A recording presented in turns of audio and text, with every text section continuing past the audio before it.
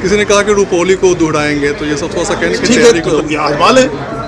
ऐसे जो भी कहते हैं वो पार्टी की हितैषी नहीं है। आजमा लें, मैं भी चुनौती देता हूँ, आजमा लें ऐसे लोग जो भी कहते हैं कि रूपोली को ये करेंगे। देवेश चंद्र ठाकुर जब सांसद बने सीतामढ़ी के, उसके बाद उन्होंने बयान दिया। उस बयान के बाद पूरे भारत में हंगामा हो गया।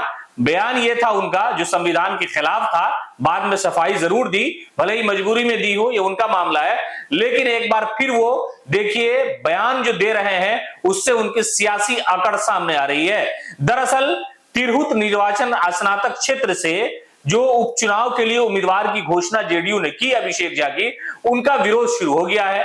जब विरोध शुरू हुआ तो उसके बाद सांसद महोदय से मीडिया के लोगों ने सवाल किया कि ये तो विरोध हो रहा है, आपने जिस उम्मीदवार को यहां लाया है।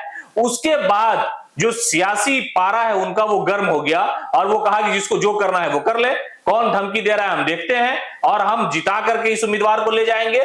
तो एक तरह से एक बार फिर से देवेश चंद्र ठाकुर का जो सियासी ईगो है, जो सियासी घमंड है, वो मीडिया के सामने आया है। और उसके बाद लोग ये कह रहे हैं कि देखिए सांसद महोदय जीतने के बाद ये कहते नजर आए थे कि यादव और मुसलमान और कुशवाहा का काम मैं नहीं करूंगा, कि उन लोगों ने हमें वोट नहीं दिया। उसके बाद हंगामा खड़ा हुआ, उनके पार्टी के नेताओं ने उन्हें घेरने की कोशिश की। उसके बाद वो सामने आए और आकर के सफाई दी और कहा कि नहीं ऐसी कोई बात नहीं है। वो मामला अब दबा भी नहीं था कि अब एक नया विवाद शुरू हो गया है कि देवेश चंद्र ठाकुर अपने ही उन कार्यकर्ताओं को चैलेंज कर रहे हैं जो ये कह रहे हैं कि अभिषेक झा की उम्मीदवारी हमें कबूल नहीं है। अभिषेक झा बाहरी है, कोई तिरहुत का होगा, कोई वैशाली का होगा, कोई मुजफ्फरपुर का होगा, कोई सीतामढ़ी का होगा, तो ही हम उन्हें अपना उम्मीदवार, अपनी पार्टी का उम्मीदवार मानेंगे, उन्हें गले लगाएंगे, उनको जिताने की कोशिश करेंगे। लेकिन ऐसे हालात में देवेश चंद्र ठाकुर ने बयान दिया और कहा कि जिसको जो करना है वो कर ले, जो चैलेंज कर रहे हैं मैं भी चैलेंज करता हूं, देखते हैं कैसे नहीं जीतते हैं, जिसको जितनी ताकत लगानी है वो लगा ले।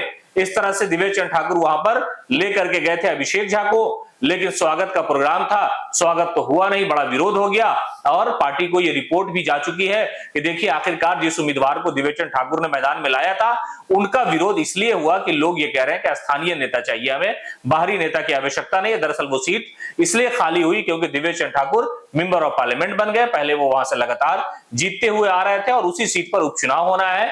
और सबसे बड़ी बात यह है कि उम्मीदवार की जो घोषणा है जनता दल यूनाइटेड ने की और नाम उनका जो था अभिषेक झा, उन पर मोहर लगा दी।